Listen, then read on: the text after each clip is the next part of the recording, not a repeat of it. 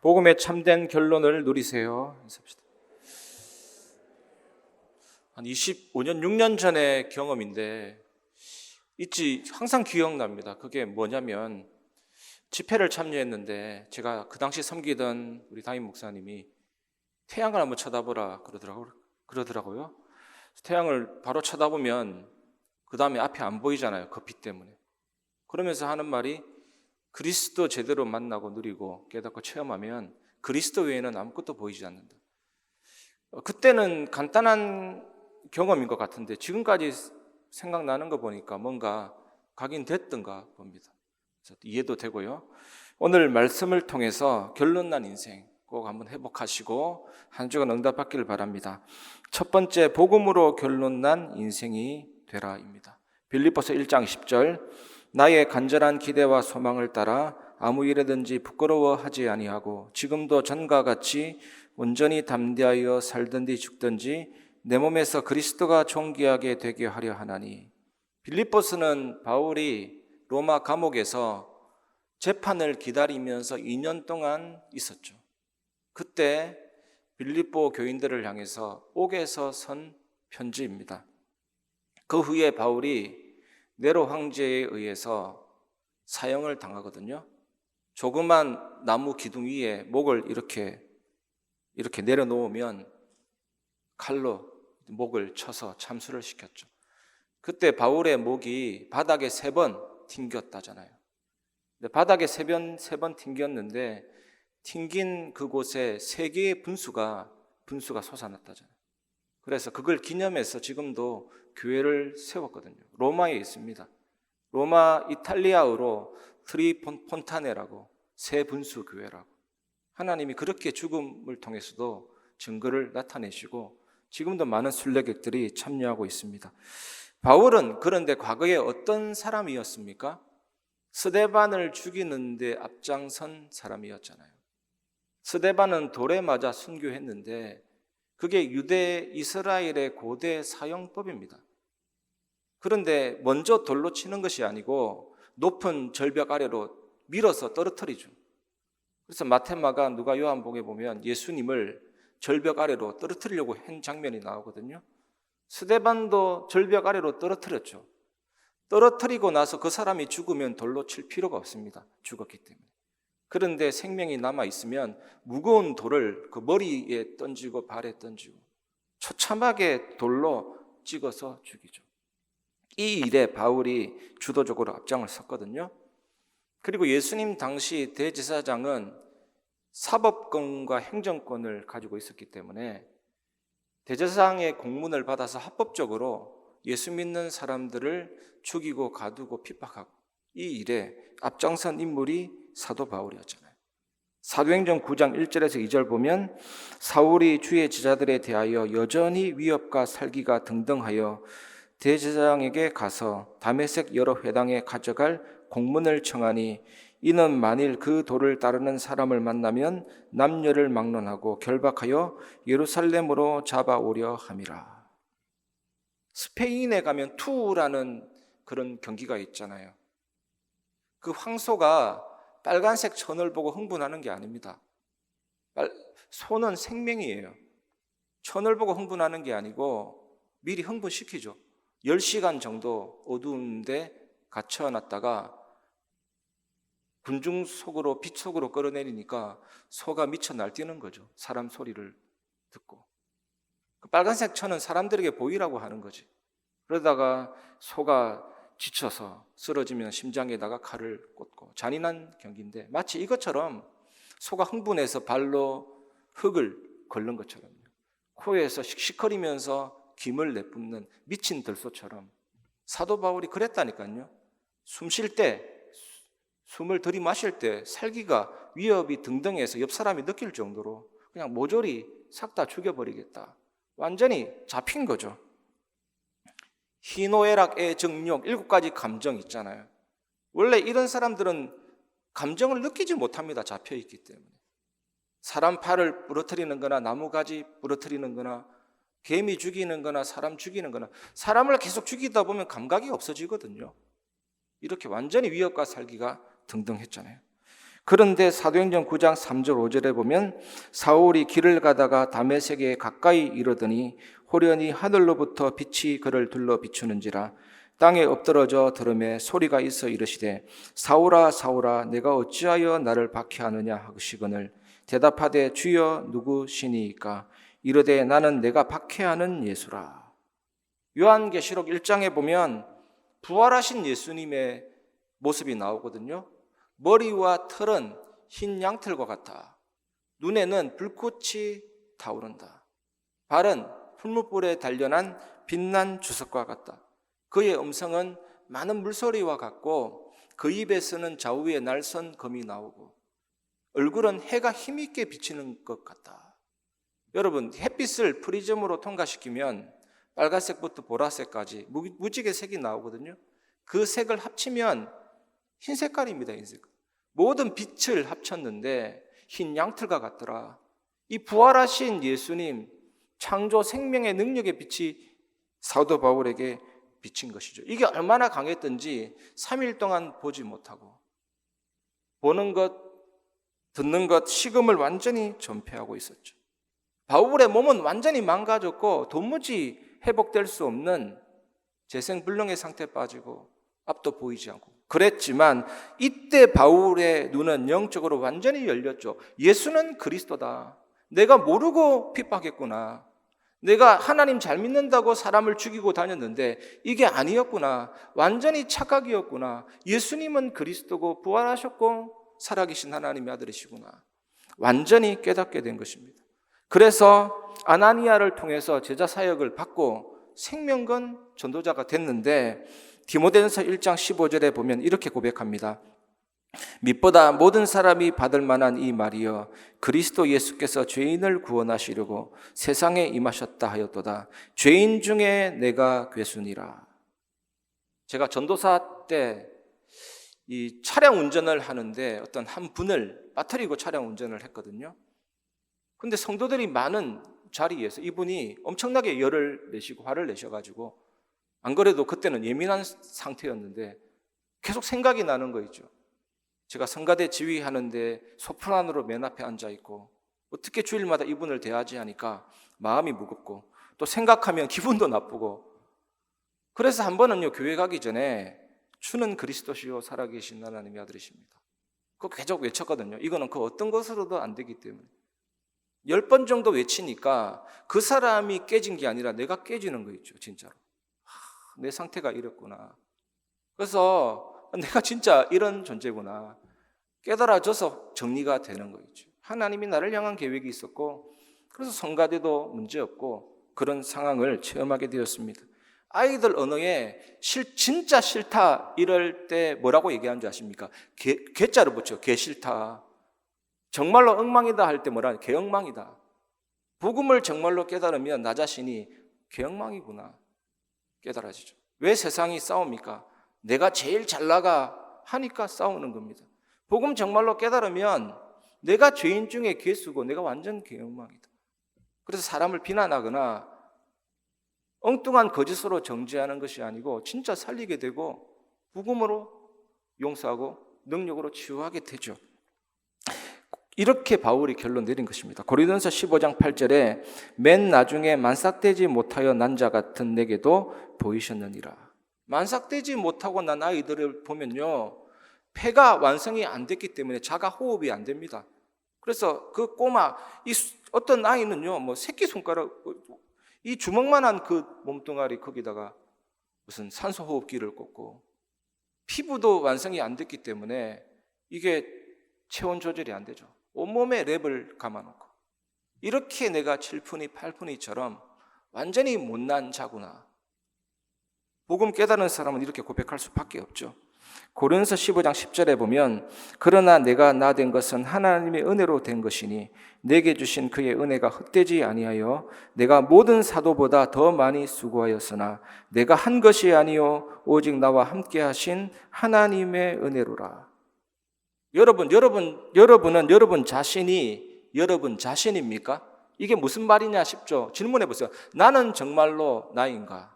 너는 정말로 너인가? 이런 존재론적인 질문이 진짜 필요합니다. 전에 부산의 안상영 시장이 자살했거든요. 어떻게 자살했냐면 이 자존심, 자기가 공들어 세운 부분에 누가 흠집내기 하니까 그거 못 견뎌서 자살했죠. 복음 안에서 나를 찾지 못한 것이잖아요. 저도 사실은 자존심 잘 상하는 스타일이었고 옛날에 그래서 잘 눌리는 스타일이었고 누가 잘하라고 하면 잘하려고 하다가 안 돼서 눌리고 또 못해서 눌리고 답이 없는 거이죠. 너무나도 찾지 못한 나. 그런데 복음 누리다 보니까요. 누가 나한테 비난하면 그래 나는 그것 곱하기 20배 정도 된다. 그렇게 얘기할 수가 있는 겁니다. 누가 나한테 비난하면 나는 교만했다. 그래서 진실하게 복음 안에서 나를 찾게 되는 거죠. 자유하게 되고 평안하게 됩니다. 하나님의 은혜로 내가 다 된 것이거든요. 하나님의 은혜로 나는 나. 이것을 바울이 발견한 것이죠. 약한 것을 자랑할 만큼. 여러분 이 은혜를 이번 한 주간 체험하시기 바랍니다. 복음으로 완전 결론이 날 때 우리의 현주소를 제대로 확인하고 누릴 수 있게 됩니다. 이것이 우리가 두 번째로 붙잡아야 될 언약입니다. 현주소를 확인하라. 빌립보서 1장 21절에 이는 내게 사는 것이 그리스도니 죽는 것도 유익함이라. 복음 안에 있는 나의 현주소가 확인되지 않으면 이런 고백을 쉽게 할 수 없죠, 여러분. 십자가라는 이 형벌이 원래 로마 나라의 사형법이 아니었거든요. 로마가 세계를 정복할 때 어떤 미개인들이 나무에다가 사람을 다는 그 모습이 너무나도 끔찍해서 로마가 그것을 사형법으로 도입했습니다. 그래서 로마 시민권 가진 사람은 달지 않습니다. 완전한 죄인이다라고 느껴지는 사람만 십자가에 달았습니다.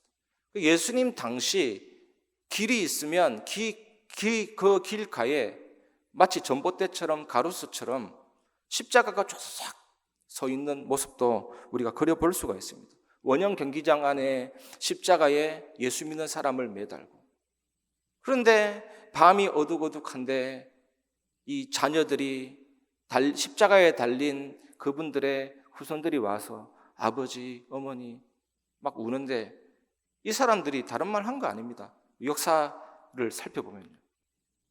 어떤 일이 있어도 너는 예수 믿는 거 절대로 포기하지 마라. 나는 먼저 천국 간다. 천국에서 다시 만나자. 이런 사람들은 복음만 해서 나를 발견했기 때문에 현주소를 찾았기 때문에 이런 고백을 할 수가 있었던 것입니다. 예전에는 사람이 죽으면 바로 장례식을 치르고 하는데 요즘에는요 심장을 충격시켜서 살리기도 하죠. 그래서 중환자실에 가면 그런 서약도 합니다. 이 과정을 거칠까요? 아니면 바로 사망 선언할까요? 이런 얘기도 하거든. 그만큼 의학이 발달됐죠. 그러다 보니까 죽었다가 살아난 사람들이 조금 생겨나고 있어요. 임사체험, 근사체험, 죽음을 체험한 사람들. 그런데 특징이 예수 믿지 않는 분들이 죽음을 체험하고 나서 뭔가를 사후세계를 보고 하나님 믿는 경우가 많이 생기고 있죠. 이번 알렉산더라는 미국 버지니아 린치버거에 있는 하버드 대학 뇌신경의학을 연구하는 박사. 이런 사람들은 예수 믿을 이유가 없죠. 조사하다 보니까 무신론에 빠질 수밖에 없습니다. 인간은 죽으면 끝이고 영혼도 없고 이런 사람이었는데 박테리아성 내막염 걸려서 7일 동안 뇌사 상태 빠졌는데 천국을 뭔가 보고 왔죠. 천국. 그래서 나는 천국을 보았다라고 하면서 완전히 예수 믿는 사람으로 바뀌어서 전도하는 그런 모습을 보게 됩니다. 원래 에덴 동산이 천국이었습니다. 하나님이 에덴을 만들 때 생명나무 따먹고 영원히 살도록 천국으로 만들었죠. 그래서 아담이 선악과를 안 따먹었다면 지금도 천국이고 앞으로도 천국이고 죽음 이후의 천국이 아니라 지금 이 세상이 천국이었을 것입니다. 그런데 아담이 선악과를 따먹고 하나님을 반역하고 불순종하고 마귀 따라가면서 죽음이 들어오게 된 겁니다. 병이 들어오게 된 겁니다. 정신의 사망이 들어오게 됐고 고통이 들어오게 됐고 그래서 이 세상에는 천국이 없죠. 결국 7, 80 살다가 죽음을 통해서 천국 가느냐 지옥 가느냐 이런 문제가 오게 된 겁니다. 그게 원죄 사건이잖아요. 그 원죄는 사단이 짓게 했습니다. 아담과 하와가 선악과를 따먹고 하나님 떠나면서 죽음이 들어오고 죄가 들어오고 하나님을 떠나고 완전하게 잡히게 된 것이죠. 이때 예수 그리스도께서 오셔서 십자가에서 죽으시고 부활하심으로 사단의 세력을 깨뜨리시고 하나님 만나는 길을 여시고 모든 죄와 주저를 용서하시고 해결하셨죠. 믿고 영접하면 성령께서 내 안에 내주하시고 인도하시고 역사하시고 그 생명이 심겨졌기 때문에 바로 보좌와 통하고 시공간 초월과 통하고 기도 응답이 일어나고 당연합니다. 하늘 군대가 동원되고 이건 누리는 자체가 전도요 선교요 하나님 나라잖아요. 완전한 축복. 이 축복을 여러분들이 완전히 회복하고 그 안에서 나를 찾기를 바랍니다. 예수님은 몸에 피 3분의 1을 쏟았잖아요.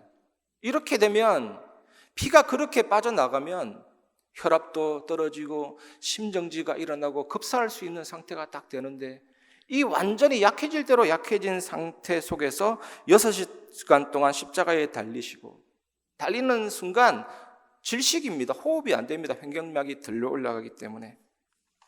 이렇게 달린 죄인들은 로마 사람들이 자비를 베풀어 줍니다. 무릎을 박살내죠. 무릎을 굽으렸다 하면 폈다 하면 더 고통스러우니까 빨리 죽으라고. 그런데 예수님 달리셨을 때는 그 다음 날이 안식일이었기 때문에 빨리 처리하려고 옆 강도 무릎 박살냈죠. 예수님은 또 무릎을 박살내려고 하니까 완전히 돌아가셨죠. 그래서 확인한 겁니다. 옆구리를 창으로 찔렀잖아요. 폐와 심장이 관통하도록. 그래서 피와 물을 다 쏟았죠. 그러면서 요한복음 19장 30절에 예수께서 신포도주를 받으신 후에 이르시되 다 이루었다 하시고 머리를 숙이니 영혼이 떠나가시니라. 예수님은 자신의 생명을 내려놓을 권세도 있습니다. 자신의 생명을 되찾을 권세도 있습니다. 사형당한 게 아니라 스스로의 선택입니다. 죽으시고 다 이루었다 속죄선언을 하신 것입니다. 윤리적인 도덕적인 죄가 아니잖아요. 하나님을 떠난 죄는 예수님 믿으면 바로 용서, 마치 죄 한 번도 지은 적이 없는 자처럼 취급해 주시고 의인이 되게 하신 것입니다. 이사야 53장 5절에 그가 찔림은 우리의 허물 때문이요 그가 상함은 우리의 죄악 때문이라. 그가 징계를 받음으로 우리는 평화를 누리고 그가 채찍에 맞음으로 우리는 나음을 받았도다. 예수님이 가시관에 찔렸습니다. 그래서 우리가 이 세상을 살아갈 때 찔릴 필요가 없어졌습니다. 찔리지 마시기 바랍니다. 예수님이 매를 맞으시면서 상했습니다. 예수님의 몸이 짓눌러서 뭉개졌는데 우리도 내가 사는 삶에 상할 필요가 없습니다. 짓눌러서 뭉개질 이유가 없어졌죠. 예수님이 십자가 징계를 당하셨기 때문에 우리가 징계를 받을 이유가 없어졌고 예수님이 채찍에 맞으셨습니다. 피부가 껍질처럼 벗겨지고 그 안에 근육이 파괴되고 그 채찍질을 당했기 때문에 우리가 채찍을 맞을 이유가 없어졌죠. 우리의 허물 때문에 우리의 죄악 때문에 예수님이 찔리고 상하고 채찍맞고 징계받으신 거거든요. 그래서 우리가 그걸 믿으면 찔리고 상하고 채찍맞고 징계받을 이유가 없죠. 구약의 모든 제사가 이걸 얘기합니다. 양을 잡고 피를 받고 제물을 태우는 게 포인트지만 진짜 중요한 핵심은 뭐냐? 내가 죽어야 될 그 자리에 이 제물이 대신 죽구나. 내가 저주를 당해야 되는데 이 제물이 대신 죽음으로 끝내주는 거구나. 그걸 진짜로 믿고 그 제물 위에 손을 올려서 안수기도 한다니까요. 당사자가 하나님 앞에서. 그러면 나의 모든 죄와 연약함과 질병과 문제와 고통이 이전됩니다. 이사가 됩니다. 완전히 이 제물에 다 옮겨져서 이 제물이 죽고 태워짐으로 끝나는 거죠. 그래서 복음은 끝이라는 겁니다. 이 사실을 알면 오늘 믿고서 내 눈 밝았네 참 내 기쁨 영원하도다. 그 은혜가 내게 임하게 된다니까요. 그래서 이사야 선지자가 예수님 탄생하시기 700년 전에 예언했잖아요. 마태복음 8장 17절 이는 선지자 이사야를 통하여 하신 말씀에 우리의 연약한 것을 친히 담당하시고 병을 짊어지셨도다 함을 이루려 하심이더라. 선박에다가 물건을 싣고 떠나 보내버리면 끝입니다. 그런데 그게 떠나갔냐 안 떠나갔냐, 내 눈 앞에서 배가 떠나간 걸 분명히 보고도 떠나갔냐 안 떠나갔냐, 그게 사단의 속임수거든요. 비행기에다가 물건 싣고 항공으로 운송해버리면 미국으로 가면 끝입니다. 그런데 내가 이 세상을 살 때 갔냐 안 갔냐, 사단의 속임수가 이렇다니까. 주님이 복용하시고 우리 연약함을 휴대하시고 담당하시고 십자가로 끝내셨다니까. 더 이상 내 것이 아니라니까요. 그거 믿는 게 십자가 복음의 믿음입니다. 이거 믿는 사람은 다윗의 자손 예수여 하는 사람, 복음의 윤리성 고백한 사람 전부 다 응답받고 승리했잖아요. 오늘 그 기준과 확실한 현주소를 확인하시기 바랍니다. 그래서 고린도서 15장 55절에 보면요, 사망아 너의 승리가 어디에 있느냐, 사망아 네가 쏘는 것이 어디에 있느냐. 예수 그리스도 십자가 능력 앞에 사망도 죽음도 허상입니다. 죽음아 너가 어디에 있냐, 네가 아무리 쏘아봤자 별 것 없다. 이게 복음의 능력이잖아요. 진짜 실상은 뭡니까? 복음 안에 있는 나, 그 안에 있는 나의 현주소, 그리스도 십자가 예수, 그게 진짜라니까요. 말씀이 진짜라니까요.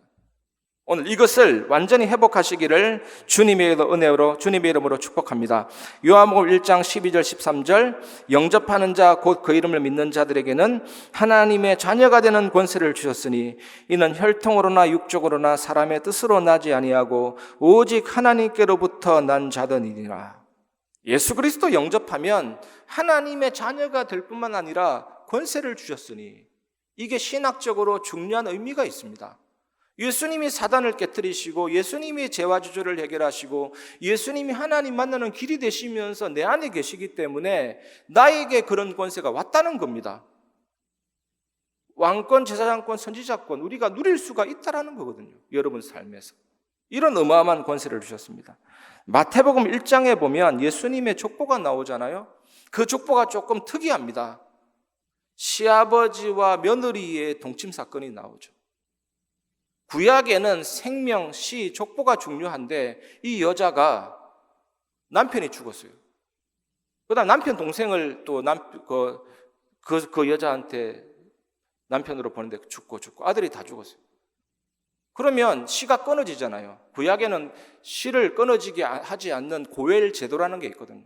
그리고 이 다말이 시아버지 유다와의 관계 속에서 예수님의 족보가 이어지죠. 그리고 보면 기생 라합이 나옵니다. 이방 여자 기생 라합을 통해서 또 예수 그리스도의 족보가 이어지고, 또 밧세바, 다윗이 남의 여자하고 동침해가지고 또 그 남의 여자의 남편도 죽이고, 그리고 나서 족보가 이어지고, 또 처녀의 몸에 성령으로 잉태해서 보셨잖아요. 이게 무슨 말이냐? 은혜로 구원받는다. 은혜로 우리가 이런 구원과 축복과 신분과 모든 은혜를 다 누리게 되죠. 예수 믿는다는 것은 여러분 예수 그리스도의 족보 속으로 들어간 것입니다. 구원의 족보 속으로 들어간 것입니다. 천국 호적등본 열람 속에 내 이름이 입적되는 사건이라. 우리가 특별한 믿음 필요 없습니다. 나는 구원받은 하나님의 자녀고 나는 구원의 족보 예수 그리스도 그 생명과 은혜를 능력을 가지고 있구나. 이번 한 주간 이 현주소를 찾아라는 겁니다. 복음 안에 있는 나를 찾아라는 겁니다. 찾기를 바랍니다. 베드로전서 2장 9절에 그러나 너희는 택하신 족속이요 왕 같은 제사장들이요 거룩한 나라요 그의 소유가 된 백성이니 이는 너희를 어두운 데서 불러내어 그의 기이한 빛에 들어가게 하시니에 아름다운 덕을 선포하게 하려 하심이라. 구약에는 1년에 한 번 대속죄일에 대제사장이 지성소 들어갑니다. 지성소에서 언약궤 뚜껑 속죄소 위에 임하는 하나님을 만나고 누리게 되죠. 그런데 이 대제사장이 만약에 죄가 있다 그러면 바로 즉사거든요. 그래서 방울을 달고 들어가죠. 방울을 달고 들어가면 어떻게 됩니까? 막 딸랑딸랑 거린다는 것은 살아있다라는 거잖아요. 근데 갑자기 소리가 안 들려. 죽었다. 그래서 발목에 밧줄을 메고 들어가거든요. 소리가 안 들리면 죽은 줄 알고 끌어내요. 이렇게 하나님이 철저하게 선을 쭉 그어놨죠. 내가 택한 대제사장만 들어와라. 1년에 한 번만 들어와라.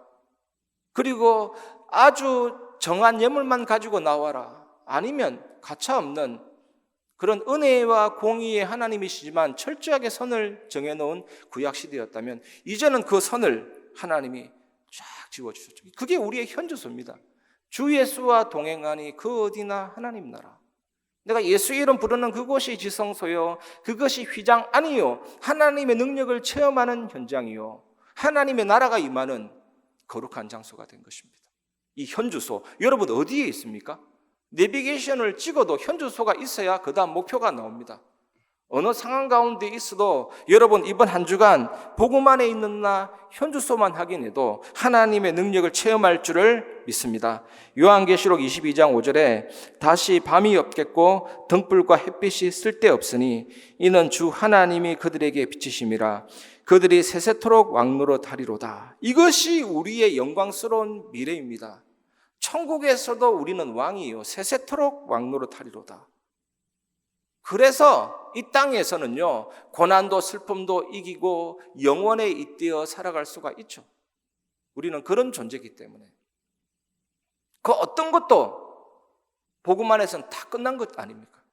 그 어떤 것도 문제가 되지 않습니다. 나만 괜찮으면, 복음 가진 나만 괜찮으면 되는 거예요. 그게 복음의 능력이잖아요. 이것을 완전히 회복하시기 바랍니다. 고린도서 12장에 보면 사도 바울을 가지고 자꾸 시비를 겁니다. 아니, 남은 고치는데 왜 네 병은 못 고치냐? 복음 전하다가 자꾸 쓰러지니까 왜 너는 너 문제를 해결 못하고, 말은 왜 저렇게 못하고, 도대체 저 사도 바울이 사도냐? 이런 식으로 자꾸 의심했습니다. 그래서 사도 바울이 이 육체의 가시 사단의 사자 해결해 보려고 간절히 주님께 기도했는데 셋째 하늘까지 올라갈 정도로, 첫째 하늘은 눈에 보이는 하늘이고 둘째 하늘은 천사와 사단이 있는 영계라 할 수 있지만 셋째 하늘은 하나님의 보좌가 있는 곳이거든요. 그곳에 올라가서 낙원에 이르러서 사람이 가히 이르지 못하는 말을 들어도 그때 받은 응답이 약할 때 강함된다. 내 은혜가 약할 때 온전하여 짐이니라. 그때 바울이 깨달은 게 자랑하겠다 오히려. 그러면 바울의 질병이 끝난 것입니까? 안 끝난 것입니까? 아니 바울이 괜찮으면 끝난 거예요. 더 이상 문제가 되지 않는 거예요. 이게 얼마나 놀라운 복음의 능력인지 아십니까? 여러분 천지가 뒤집어지고 하늘이 무너진다 해도 여러분이 복음 안에서 행복하고 괜찮으면 끝입니다. 그 어떤 것도 문제가 되지 않습니다. 이게 복음 가진 자의 여유로움이고 능력이고 당당함이고 하나님의 은혜 누리는 자의 모습이잖아요. 그래서 천만인이 나를 둘러 진친다 해도, 군대가 나를 대하여 진친다 해도, 산이 바다 가운데 빠진다 해도, 쓰나미가 일어나도 나는 괜찮다. 다윗의 고백이죠. 진짜 우리가 이걸 회복하면 될 줄 믿습니다. 이게 팀사역 중에 팀사역이고 낙심된 자를 일으키는 최고의 메시지입니다. 이걸 완전히 회복하시고 이런 현주소를 복음 안에 있는 나를 찾아라. 이게 두 번째거든요. 한 주간 이것을 완전히 회복하시면 그러면 세상 살릴 참 비밀을 가지고 누릴 수가 있습니다. 그게 세 번째입니다. 세상 살릴 참 비밀을 가져라. 빌립보서 1장 22절 24절 그러나 만일 육신으로 사는 이것이 내 일의 열매일진데 무엇을 택해야 할는지 나는 알지 못하노라. 내가 그 둘 사이에 끼었으니 차라리 세상을 떠나서 그리스도와 함께 있는 것이 훨씬 더 좋은 일이라. 그렇게 하고 싶으나 내가 육신으로 있는 것이 너희를 위하여 더 유익하리라. 바울은 그리스도와 함께 있고 싶어서 죽고 싶다 이렇게 얘기할 정도로 뭔가를 알고 있었죠. 자살하고 싶다가 아닙니다. 세상을 떠나서 그리스도와 함께 있는 것이 훨씬 좋은 일이라. 그렇게 하고 싶으나 내가 육신으로 있는 것이 너희를 위하여 더 유익하니라. 복음 증거 때문에. 오늘 이 하늘 소망, 천국 소망 완전히 회복하시기 바랍니다. 천국은 또 어떤 곳입니까, 여러분? 요한계시록 22장 1절 2절에 보면 또 그가 수정같이 맑은 생명수의 강을 내게 보이니 하나님과 및 어린 양의 보좌로부터 나와서 길 가운데로 흐르더라. 강 좌우에 생명나무가 있어 12가지 열매를 맺되 달마다 그 열매를 맺고 그 나무 잎사귀들은 만국을 치료하기 위하여 있더라. 저는 이 말씀 너무나도 사모합니다. 하나님과 어린 양의 보좌로부터 생명수가 흘러나오고 한번 상상해 보세요. 생명수 주변의 길에는 생명나무가 있어 달마다 12가지를 가시를 맺고 그 잎사귀는 만국을 치료하기 위하여 있더라. 그리고 요한복음 14장 2절 3절 보면 내 아버지 집에 거할 곳이 많도다. 그렇지 않으면 너희에게 일렀으리라. 내가 너희를 위하여 거처를 예비하러 가노니 가서 너희를 위하여 거처를 예비하면 내가 다시 와서 너희를 내게로 영접하여 나 있는 곳에 너희도 있게 하리라. 하나님이 우리를 위하여 준비하신 천국의 집 거처. 저는 이것도 상상해 보거든요. 내가 나중에 살 그 집 옆에 아브라함의 집일 수도 있고 이삭의 집일 수도 있고 야곱의 집일 수도 있고 천국에서 가장 좋은 것을 얘기하라 그러면 그런 사람들과 대화하고 그동안 내가 알지 못했던 모든 성경의 진리를 다 깨닫고 하나님의 영광과 은혜를 찬양하고 그게 더 좋다고 바울은 얘기하잖아요. 육체를 떠나서 그리스도와 함께 있는 것이 더 좋은 일이다. 진짜 그렇게 하고 싶다. 하지만 이 땅에 사는 것은 너희를 위함이다. 복음 전거 때문이다. 이게 확실해야 하나님은 그 사람에게 시대를 맡길 줄 믿습니다. 땅에 보이는 것, 육신의 것, 물론 필요하고 소중하지만 그게 나의 목적은 돼서는 안 되잖아요. 한국의 많은 교회 목사님들이 처음에는 순수하게 시작했다가 나라에서 한국의 종교 지도자를 인정받으면 오직 예수 완전복음 얘기하기 힘들다니까요. 나라와 친여당적인 그런 관계도 유지할 수밖에 없는 것이고 그렇게 해서 자기도 모르게 배도의 길을 가는 분들이 많이 있습니다. 우리는 일평생 천국 소망을 가지고 이 땅에서 복음 전거하면 될 줄 믿습니다. 이 동기, 이 중심 여러분 완전히 회복하시기를 주님의 이름으로 축복합니다. 시편 90편 4절에 주의 목전에서는 천년이 지나간 어제 같으며 밤의 한순간 같을 뿐임이니이다. 천년을 하루같이 하루를 천년같이 여기는 그 하나님의 나라에 가서 여러분 인생을 살펴보면 진짜 점 하나예요. 인생이 70이고 80이라도 잠깐 있다가 사라지는 안개니라. 한 뼘 길이만큼밖에 안 됩니다. 여기에서 우리가 불신앙했던 것, 기뻤던 것 다 부질없어요, 사실은. 그 어떤 것도 천국보다 중요한 것이 없고 하나님 나라보다 중요한 것이 없죠. 이것을 여러분 기억하시기 바랍니다. 그래서 기독교 작가 중에 C.S. 루이스 제가 여러 번 언급드렸는데 우리가 이 땅을 바꿀 힘을 잃어버린 것은 천국의 소망을 잃어버렸기 때문이다. 진짜 하나님과 통하는 전도운동 하려면 하나님의 나라, 그 천국 소망 늘 가지면서 여러분 인생에 진짜 오직 예수 완전 복음 누리고 증거하시기 바랍니다. 유대인은요 결혼을 3번 한다고 하잖아요. 첫 번째 결혼은 뭐냐면 신랑이 결혼 지참금을 들고 신부집에 갑니다. 신부집에 가서 신부를 데리고 온 값을 주고 결혼 서약을 하죠. 이게 첫 번째입니다. 그리고 나서 같이 사는 게 아니라 이 남편이 1년 동안 떠납니다. 그게 두 번째입니다. 1년 동안 떠나서 뭐하냐? 신부와 같이 살 모든 조건과 집을 마련하죠. 거쳐. 그럼 이 신부는 1년 동안 뭐 해야 됩니까? 오직 신랑을 바라보고 순결과 정절을 지켜야 되죠. 1년 이후에는 신랑이 신부를 데리고 이제 거처에 가서 평생 동안 살죠. 이게 우리의 신앙하고 똑같습니다. 예수님이 우리를 구원하셨습니다. 예수님이 나의 주인 될 때 나는 예수 그리스도의 신부가 된 겁니다. 예수님 어디 계십니까? 십자가 이후에 하늘로 올라가서 우리하고 같이 살 거처를 마련한다는 하고 계시다니. 그럼 우리는 이 땅에 어떻게 살아야 됩니까?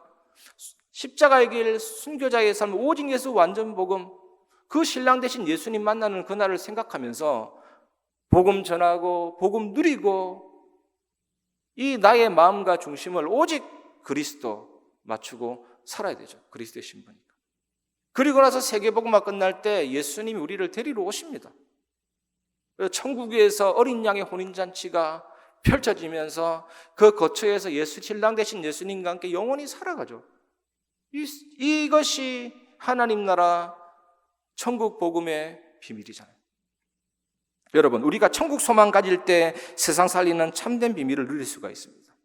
이 축복을 한 주간 확인하시면서 하나님의 그 엄청난 은혜를 누리시기 바랍니다. 하나님의 소원은요, 이 빨리 세계복음화가 끝나고 이제 어서 오너라 나의 자녀들아, 이거잖아요. 이번 한 주간 이것을 누리시기 바랍니다. 말씀을 마무리하겠습니다. 첫 번째, 복음 각인. 현장에서 예수가 그리스도다 체험하면 각인이 되죠. 현장에서 체험하면. 한쪽에는 귀신의 웃음소리가 들리고 한쪽에는 사람의 막 웃는 소리가 들리고 이 양쪽 귀에서 다른 소리가 들리니까 얼마나 괴로워하는 아이가 있었거든요. 이 복음을 받고 예수 영접하니까 이게 끝나고. 이런 얘기는 여러분도 많이 체험했잖아요. 그런 걸 현장에서 체험하다 보니까 각인되더라니까. 아, 예수님이 진짜 그리스도구나. 그런데 진짜 뿌리 체질 이 부분은 조금 다른 게 그 은혜와 그 능력을 확인하면서 현장에서 여러분 삶에서 예수님은 사단을 깨뜨리셨습니다. 예수님은 모든 죄와 저주를 해결하셨습니다. 예수님은 하나님 만나는 그리스도입니다. 나의 주, 나의 왕입니다. 이 언약을 고백하고 하루에 한 번만 해도 이 복음이 각인 뿌리 체질되죠. 이것을 꼭 회복하시기 바랍니다. 두 번째 결론은 말씀 체험. 언약을 붙잡는다는 이야기입니다. 이 말씀이 내게 들어오고 나의 각인뿌리 체질되고 언약을 붙잡으면 뭐가 회복되냐? 나의 관점이 하나님의 관점으로 바뀌죠. 여러분, 아무리 암이라도 아무리 에이즈라도 사람의 눈을 보면 큰일 났다, 끝났다 그래 싶잖아요. 근데 하나님의 관점으로 봐버리면 아무것도 아니에요. 홍해 요단 열이고 아무것도 아니에요. 이 말씀이 내게 들어오면 나의 생각이 바뀐다니까요. 핵융합이 아니라 영적인 융합이 이루어집니다. 내 안에서 나의 모든 존재와 시스템 뿌리가 바뀐다니까. 내 안에 말씀이 있는 만큼 내 생각이 바뀐다니까요. 하나님의 관점으로 바뀐다니까요. 단순한 돈키호테가 아니라 하나님의 눈으로 봐버리면 아무것도 문제가 되지 않거든요. 아무리 70억 인구가 물어뜬다 해도 하나님의 눈으로 보면 아무것도 아니거든요. 당장 역사 일어날 수가 있거든요. 바뀐다니까요. 질병이든 경제든 여러분 삶의 어떤 문제든 말씀이 내게 채워지고 언약으로 붙잡아지면 그 눈으로 보면 아무것도 아니에요. 진짜 우습죠. 아무것도 아닌 거죠. 여러분, 이 비밀을 한 주간 누리시기 바랍니다. 세 번째 결론은 기도 누림입니다. 아침과 밤이 제일 중요한 것 같아요. 아침에 일어났을 때 진짜 말씀을 성취하시는 하나님, 모든 사단 재앙 주요 권세 깨트리시고 구원을 완성하신 예수 그리스도, 내 안에 내 주인도 역사하시는 성령 하나님, 나에게 영력, 지력, 체력, 경제력, 인력을 주옵소서. 반드시 주십니다. 이게 내 안에 있기 때문에요. 보좌배경, 시공간철, 237 빛의 역사가 내 안에 있기 때문에 진짜 하나님이 내 안에 심은 형상과 영혼과 삶이 이게 전무후무한 축복으로 변화되고 그 사람은 교회를 살리죠. 목회자, 중직자, 렘넌트. 이거 아침과 밤에 이 힘만 조금만 회복하면요, 낮 시간대는 확인이 됩니다. 확인이. 이게 내가 억지로 끼워 맞추는 퍼즐 조각이 아니라 확인이 됩니다. 어떤 문제와 사건이 있어도 확인이 되죠. 하나님이 이렇게 하시겠구나. 계획이 딱 나오죠.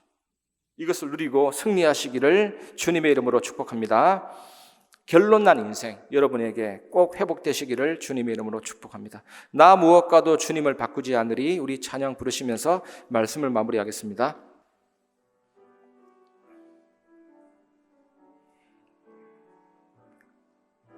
나 무엇과도 주님을 바꾸지 않으리. 다른 어떤 은혜 구하지 않으리. 오직 주님만이 내 삶의 도움이시니 주의 얼굴 보기 원합니다. 주님 사랑해요.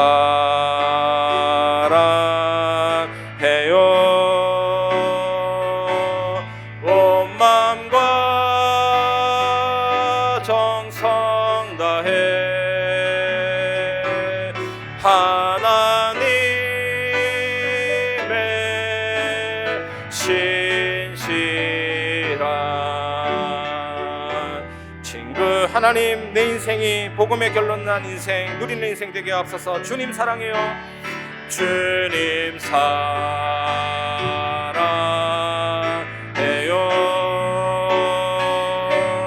온 마음과 정성 다해 하나님의 신실한